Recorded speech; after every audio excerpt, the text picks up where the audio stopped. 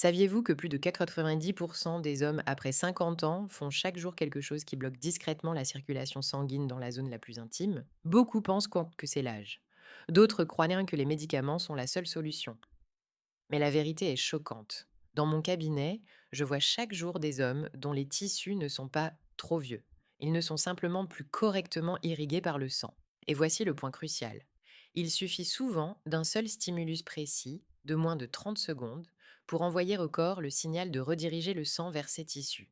Aucune promesse de pilule, aucune intervention dangereuse. Mais presque personne ne connaît ce mécanisme. Et c'est précisément de cela que nous devons parler aujourd'hui. Je suis docteur Sophie Laurent, médecin spécialiste de la santé masculine, et j'accompagne des hommes de plus de 50 ans depuis plus de 15 ans. Au fil de ces années, j'ai observé le même schéma encore et encore. Les hommes viennent me voir convaincus que la fatigue, la baisse d'énergie, le ralentissement des réactions et cette sensation de ne plus être pleinement présent font simplement partie du vieillissement. Beaucoup s'y résignent intérieurement ou pensent croire que les médicaments sont l'unique issue. Mais c'est précisément là que commence le problème. Cette façon de penser est fausse et elle empêche les hommes de retrouver leur santé. L'âge, à lui seul, ne détruit ni la circulation sanguine ni la production hormonale. Ce qui se passe réellement est beaucoup plus subtil. Avec les années, le corps ne perd pas sa capacité, il perd sa réactivité aux signaux. Lorsque de mauvais messages sont envoyés pendant longtemps, l'organisme passe progressivement en mode économie, en particulier dans les zones considérées comme non vitales. Ce que beaucoup ignorent, c'est que la physiologie masculine reste étonnamment adaptable après 50 ans. Des études montrent que la testostérone, la fonction vasculaire et la transmission nerveuse peuvent être nettement améliorées même à un âge avancé, lorsque les habitudes quotidiennes envoient les bons signaux. Cela signifie une chose essentielle. Ce n'est pas votre corps qui est le problème, mais les messages que vous lui envoyez chaque jour, souvent sans en avoir conscience. Le plus dangereux, ce sont les routines apparemment inoffensives. Un mauvais petit déjeuner, des heures passées assis, le stress chronique ou une respiration superficielle agissent comme des signaux perturbateurs silencieux en arrière-plan.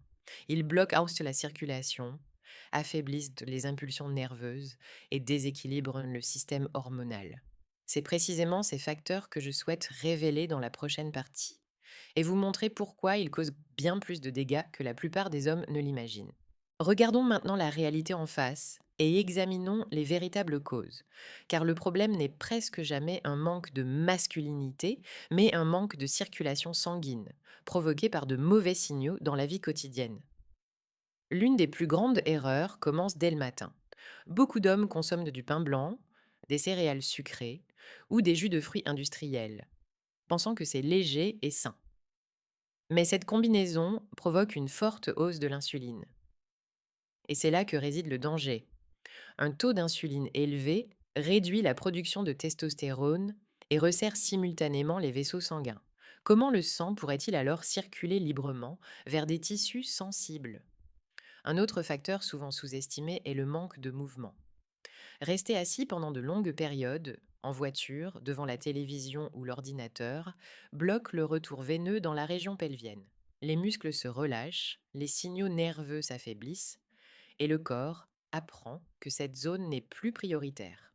Beaucoup d'hommes s'étonnent que la réaction ne soit plus aussi spontanée qu'avant. Mais posez-vous honnêtement la question. À quelle fréquence envoyez-vous réellement à votre corps le signal d'acheminer activement le sang vers cette zone? Il existe ensuite l'un des mensonges les plus tenaces et les plus dangereux, la peur de l'éjaculation. Pendant des décennies, on a fait croire aux hommes que la retenue était plus saine. Pourtant, la science montre exactement l'inverse. Une grande étude de Harvard portant sur plus de 30 000 hommes a révélé que ceux ayant au moins 21 éjaculations par mois présentaient un risque de cancer de la prostate réduit de 20 à 30. L'éjaculation régulière n'est pas un danger. C'est un processus biologique de nettoyage. Pourquoi en parle-t-on si rarement, de façon ouverte? Je me souviens de Roberto, 62 ans. Lorsqu'il est venu me consulter, il était convaincu que sans médicaments, plus rien ne fonctionnerait. Il se sentait vidé d'énergie, la réaction matinale avait disparu et sa confiance en lui était au plus bas. Nous n'avons rien changé de radical.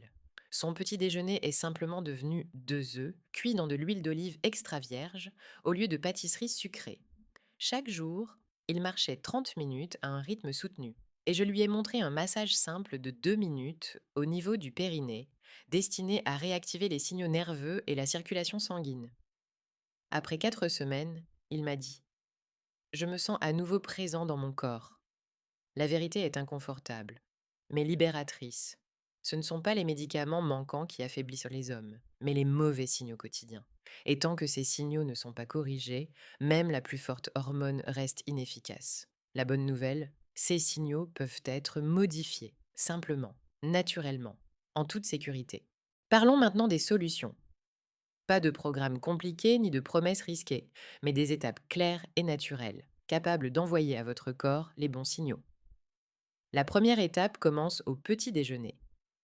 2 à 3 œufs, préparés doucement avec de l'huile d'olive extra vierge, apportent un cholestérol de qualité, la matière première essentielle à la production de testostérone.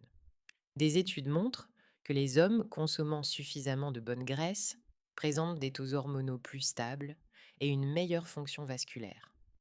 L'huile d'olive possède en plus un effet anti-inflammatoire et améliore l'élasticité des vaisseaux sanguins. La deuxième étape agit directement sur la circulation. Certains fruits favorisent la production de monoxyde d'azote, une molécule qui dilate les vaisseaux sanguins. Les plus efficaces sont la pastèque, la grenade et la banane. Une seule portion par jour peut déjà améliorer sensiblement le flux sanguin. Beaucoup de mes patients me disent que c'est que la sensation de plénitude change nettement rien qu'avec cette habitude. Un autre signal souvent sous-estimé est la consommation d'eau chaude avec le jus d'un demi-citron, dès le réveil. Cela aide le foie dans son processus de détoxification. Un foie surchargé élimine moins efficacement l'excès d'œstrogène, ce qui bloque indirectement la testostérone. La vitamine C du citron contribue également à réduire les hormones du stress. Passons maintenant à un point qui surprend beaucoup d'hommes, le massage de 2 minutes au niveau du périnée. Cette zone est riche en terminaisons nerveuses et en vaisseaux sanguins. Une stimulation douce et régulière envoie au système nerveux un message clair. Cette zone est importante. Déjà, 30 à 60 secondes par jour peuvent, sur le long terme, améliorer la réactivité. Il ne s'agit pas de pression, mais d'activation consciente. N'oubliez pas non plus le mouvement. 30 minutes de swatch de marche rapide par jour suffisent pour soutenir mesurablement le taux de testostérone et améliorer la sensibilité à l'insuline. Associé à une respiration profonde, 4 secondes à l'inspiration, 6 secondes à l'expiration, torse ciao. Cette habitude réduit le stress, l'un des plus grands bloqueurs hormonaux. Si vous vous reconnaissez dans ces points, écrivez-moi dans les commentaires. 1. Si votre principal problème est l'énergie. 2. S'il s'agit de la circulation. Ou 3. Si les deux sont liés. Beaucoup d'hommes me disent qu'après 30 jours seulement de ces changements simples, ils ressentent déjà un regain de confiance dans leur corps. Permettez-moi de conclure par un message très clair. Ce n'est pas votre âge qui décide de votre énergie masculine, mais les signaux que vous envoyez à votre corps chaque jour. De tels changements. Un petit déjeuner différent, 2 minutes d'activation consciente, une activité physique régulière peuvent produire des effets étonnamment puissants.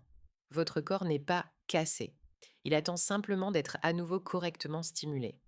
Si vous devez retenir une chose de cette vidéo aujourd'hui, que ce soit celle-ci, vous avez bien plus de contrôle qu'on ne vous l'a jamais dit. Et plus vous commencez tôt, plus votre corps réagit rapidement. Dans la prochaine vidéo, je parlerai de l'erreur de petit déjeuner la plus fréquente, celle qui rend inefficace même des aliments pourtant sains, en particulier chez les hommes de plus de 60 ans. N'oubliez donc pas de liker cette vidéo, de vous abonner à la chaîne et de partager votre expérience dans les commentaires. Envoyez aussi cette vidéo à une amie qui lutte silencieusement avec les mêmes problèmes. Investir dans votre santé est la meilleure décision que vous puissiez prendre pour votre avenir.